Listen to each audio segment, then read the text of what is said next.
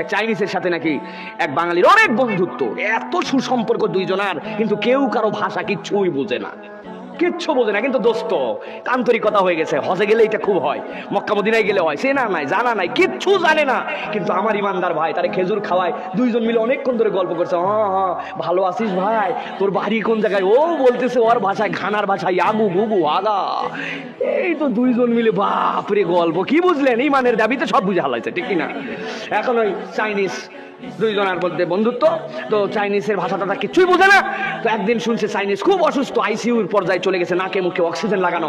এখন বাঙালি দেখতে গেছে, যাওয়ার পরে বাঙালি যেই দেখতে যে দাঁড়াইছে, তিনবার খালি একটা কথা বলছে, বলেই ওই চাইনিজ ভাষায় একটা কথা বলে মরে গেছে।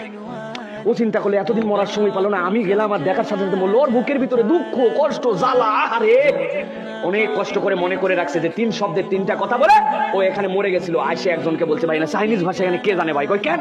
আমার খুব দরকার, ওই আমার বন্ধু জিগরি দোস্ত দেখতে গেলাম, আমি দাঁড়ালাম, এরপরে তিন বাক্য বলে মরে গেল 2 মিনিটের মধ্যে। কি বলছে এটার অর্থ আমার জানাই লাগবে। বলছে কি বলছে বলো? বলছে এই তিনটা শব্দ বলছে। বলছে কি এই তিনটা বলছে? বলার পরে মরে গেছে। বলছে হ্যাঁ। বলে কি বলছে আমার একটু বল।